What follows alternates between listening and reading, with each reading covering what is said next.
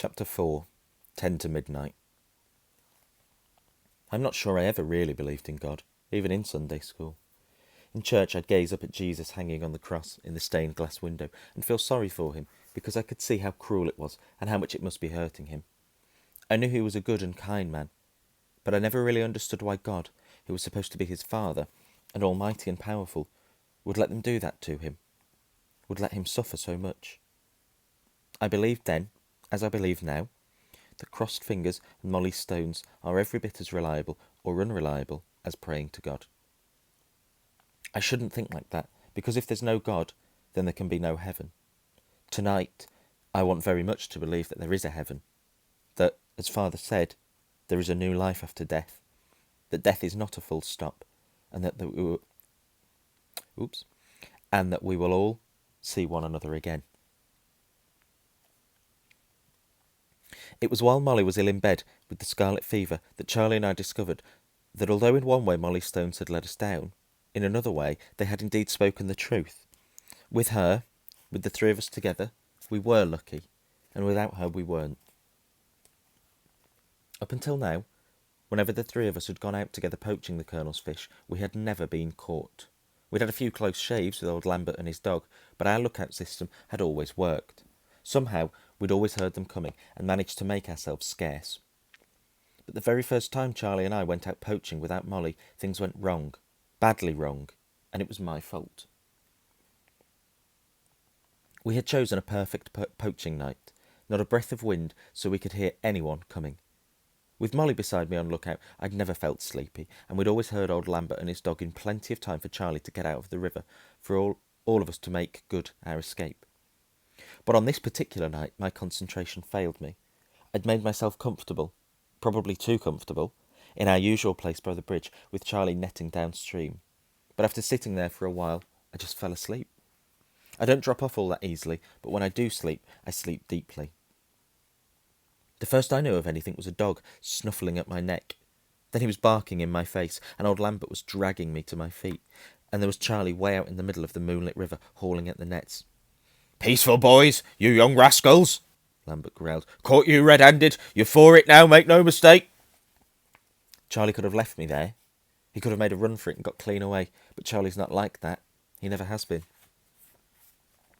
At the point of a shotgun, Lambert marched us back along the river and up to the big house, his dog snarling at our heels from time to time, just to remind us that he was still there, and that he'd eat us alive if we made a run for it. Lambert locked us in the stables and left us. We waited in the darkness, the horses shifting and munching and snorting around us. All too soon, we saw the approaching light of the lamp and heard footsteps and voices. Then the Colonel was there in his slippers and his dressing gown, and he had Grandma Wolf with him in her nightcap, looking every bit as fierce as Lambert's dog. The Colonel looked from one to the other of us, shaking his head in disgust, but Grandma Wolf had the first word. "I've never in all my life been so ashamed," she said. "My own family. You're nothing but a downright disgrace. And after all the Colonel's done for us, common thieves, that's what you are. Nothing but common thieves." When she'd finished, it was the Colonel's turn. "Only one way to deal with young ruffians like you," he said. "I could have you up before the magistrate, but since I'm the magistrate anyway, there's no need to go to all that trouble, is there? I'll sentence you right now. You will come up here tomorrow morning at 10 o'clock sharp, and I'll give each of you the hiding you so richly deserve. Then you can stay and clean out the hunt kennels till I say you can go. That should teach you not to come poaching on my land." When we got home, we had to tell Mother everything we'd done, everything the Colonel had said. Charlie did most of the talking. Mother sat listening in silence, her face stony. When she spoke in little more than a whisper. "I can tell you one thing," she said. "There'll be no hiding over my dead body." Then she looked up at us, her eyes full of tear. "Why? You said you'd been fishing in the brook. You told me." "Oh, Charlie, Tomo." Big Joe stroked her hair. He was anxious and bewildered. She patted his arm. "It's all right, Joe. I'll go up there with them tomorrow.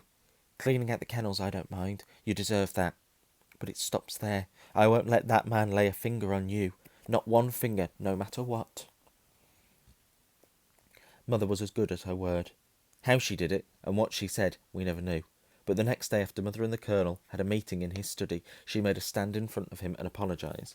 Then, after a long lecture about trespassing on private property, the Colonel said that he'd changed his mind, that instead of the hiding, we would be set to cleaning out the Colonel's kennels every Saturday and Sunday until Christmas. As it turned out, we didn't mind at all because, although the smell could be disgusting, the hounds were all around us as we worked, their tails high and waving and happy. So we often stopped working to pet them, after we'd made quite sure that no one was looking. We had a particular favourite called Bertha. She was almost pure white with one brown foot and had the most beautiful eyes. She'd always stand near me as we scraped and swept, gazing up at us in open adoration. Every time I looked into her eyes, I thought of Molly. Like Bertha, she too had eyes the colour of heather honey. We had to be careful because Grandma Wolf, now more full of herself than ever, would frequently come out into the stable yard to make sure we were doing our work properly. She'd always have something nasty to say. "Serves you right," or "That'll teach you," or "You should be ashamed of yourselves." Always delivered with a tut and a pained sigh. To finish, there'd be some nasty quip about Mother. "Still, with a mother like that, I suppose you're not entirely to blame, are you?" Then Christmas Eve came, and our punishment was over at last. We said fond farewells to Bertha and ran off home down the Colonel's Drive for the last time, blowing very loud raspberries as we went. Back in the cottage we found waiting for us the best Christmas present we could have ever hoped for. Molly was sitting there smiling at us as we came in through the door. She was pale, but she was back with us. We were together again. Her hair was cut shorter, the plaits were gone, and somehow that changed the whole look of her. She wasn't a girl any more. She had a different beauty now, a beauty that at once made me pay attention. I think, without knowing it, I had always charted my own growing up by the constant comparison to Molly and Charlie. Day by day, I was becoming ever more painfully aware of how far behind them I was. I wasn't just smaller and slower than they were. I'd never liked that, but I was used to that by now. The trouble was that it was becoming evident to me that the gap between us was more serious, and that it was widening. It really began when Molly was moved up into the big 'uns class. I was stuck being a tiddler, and they weren't growing away from me. I was stuck being a tiddler, and they were growing away from me. But whilst we were still at the village school together, I didn't mind all that much, because at least I was always near them. We walked to school together, ate our lunch together, as we always had, up in the pantry in the vicarage, where the vicar's wife would bring us lemonade, and then we'd come home together. I looked forward all day to that long walk home, the school day done, their other friends not with us, with the fearsome Mr. Munnings out of sight and out of mind for another day. We'd hare down the hill to the brook, pull off our great heavy boots, and release our aching feet and toes at long last. We'd sit there on the bank, wiggling our toes in the blessed cool of the water. We'd lie amongst the grass and buttercups of the water meadows and look up at the clouds, scudding across the sky, at the wind-whipped crows chasing a mewing buzzard. Then we'd follow the brook home, feet squelching in the mud, our toes oozing with it. Strange when I think of it now, but there was a time when I loved mud, the smell of it, the feel of it, the larking about in it. Not any more. Then quite suddenly, just after my 12th birthday, the last of the larking was all over. Charlie and Molly left school, and I was alone. I was a big 'un in Mr. Munnings' class, and hated him now even more than I feared him. I woke up dreading every day. Both Charlie and Molly had found work up at the big house. Almost everyone in the village worked up there or on the estate. Molly was under parlour maid, and Charlie worked in the hunt kennels and in the stables looking after the dogs and the horses, which he loved. Molly didn't come round to see us nearly so often as before. Like Charlie, she worked 6 days a week, so I hardly saw her. Charlie would come home late in the evenings, as Father had before him, and he'd hang his coat up on Father's peg and put his boots outside the porch where Father's boots had always been. He warmed his feet in the bottom oven when he came in out of the cold of a winter's day, just as Father had done. That was the first time in my life I was ever really jealous of Charlie. I wanted to put my feet in the oven and to come home from proper work to earn money like Charlie did, to have a voice that didn't pipe like the little children in Miss McAllister's class. I wanted us to be a threesome again, for everything to be just as it had been. But nothing stays the same. I learned that then, and I know that now. At nights, as Charlie and I lay in bed together, Charlie just slept. We never made up our own stories any more. When I did see Molly, it was only on Sundays now. She was as kind to me as She was as kind to me as she had always been, but too kind almost, too protective, more like a little mother to me than a friend. I could see that Charlie and her lived in another world now. They talked endlessly about the goings-on and the scandals up at the big house, about the prowling wolf woman. It was around this time that they dropped the Grandma Wolf altogether and began to call her Wolf Woman. That was when I first heard the gossip about the Colonel and the Wolf Woman. Charlie said they'd had a thing going for years, common knowledge. That was why the late Mrs. Colonel had kicked her out of the house all those years ago, and now they were like husband and wife up there, only that she wore the trousers. There was talk of the Colonel's dark moods, how he'd shut himself up in his study all day sometimes, and of Cook's tantrums whenever things were not done just so. It was a world I could not be a part of, a world I did not belong in. I tried all I could to interest them in my life at school. I told them about how we'd all heard Miss McAllister and Mr. Munnings having a blazing argument because he refused to light the school stove, how she'd called him a wicked, wicked man. She was right, too. Mr. Munnings would never light the stove unless the puddles were iced over in the schoolyard, unless our fingers were so cold that we couldn't write. He shouted back at her that he would light the stove when he thought fit, and that suffering was part of life and good for a child's soul. Charlie and Molly made out they were interested, but I could tell that they weren't. Then one day, down by the brook, I turned and saw them walking away from me through the water meadows, holding hands. We'd all held hands before, often, but then it had been the three of us. I knew at once that this was different. As I watched them, I felt a sudden ache in my heart. I don't think that it was anger or jealousy. It was more a pang of loss, of deep grief.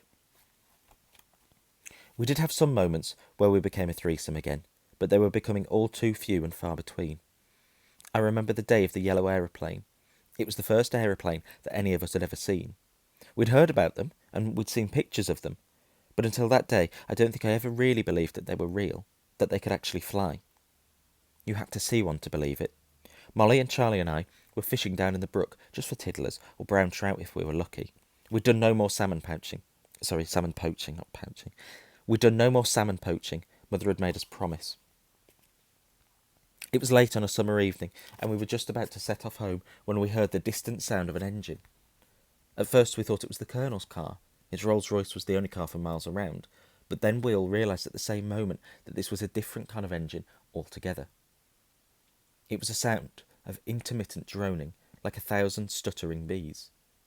What's more, it wasn't coming from the road at all. It was coming from high above us. There was a flurry of squawking and splashing further upstream as a flight of ducks took off in panic. We ran out from under the trees to get a better look. An aeroplane! We watched, spellbound, as it circled above us like some ungainly yellow bird, its great wide wings wobbling precariously. We could see the goggled pilot looking down at us from the cockpit. We waved frantically up at him, and he waved back. Then he was coming in, lower, lower. The cows in the water meadow scattered. The aeroplane was coming into land, bouncing, then bumping along and coming to a stop some 50 yards away from us. The pilot didn't get out, but he beckoned us over. We didn't hesitate. "Better not switch off," he shouted over the roar of the engine. He was laughing as he lifted up his goggles. "Might never get the darn thing started again. Listen, the truth is, I reckon I'm a bit lost. That church up there on the hill, is that Lapford Church?" "No," Charlie shouted back. "That's Iddesleigh, St. James." The pilot looked down at his map. "Iddesleigh? You sure?" "Yes," we shouted. "Whoops, then I really was lost. Jolly good thing I stopped, wasn't it? Thanks for your help. Better be off." He lowered his goggles and smiled at us. "Here, you like humbugs?" And he reached out and handed Charlie a bag of sweets. "Cheerio, then," he said. "Stand well back. Here we go." And with that, he went bouncing along towards the hedge, his engine spluttering. I thought he couldn't possibly lift off in time. Brilliant. I thought he couldn't possibly lift off in time. He managed it, but only just. His wheel... He managed it, but only just, his wheel clipping the top of the hedge, before he was up and away. He did one steep turn, then flew straight at us. There was no time to run. All we could do was throw ourselves face down in the long grass. We felt the sudden blast of the wind as he passed by us. By the time we rolled over, he was climbing up over the trees and away. We could see him laughing and waving. We watched him soaring over Iddesleigh Church Tower, and then away into the distance. He was gone, leaving us lying there breathless, in the silence he'd left behind. For some time afterwards, we lay there in the long glass. Laying in glass. For some time afterwards, we lay there in the long grass, watching a single skylark rising above us and sucking on our humbugs. When Charlie came to share them out, we had 5 each, and 5 for Big Joe too. "Was that real?" Molly breathed. "Did it really happen?"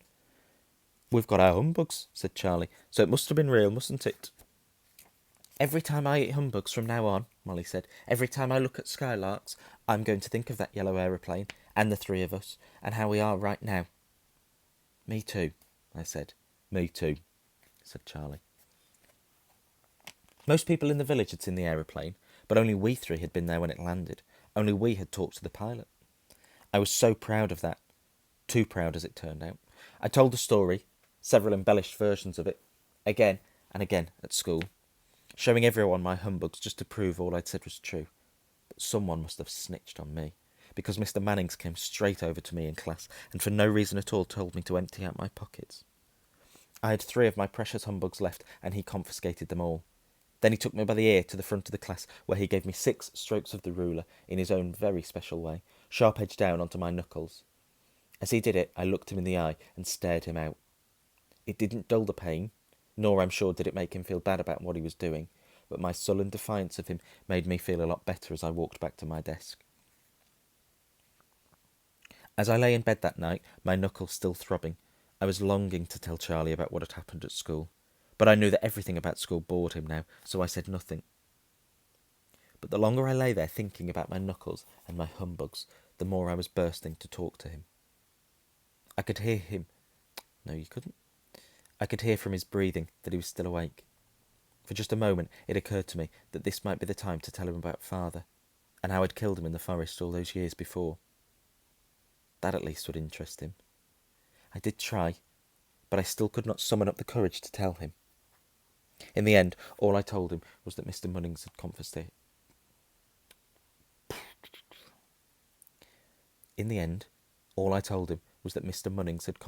my humbugs.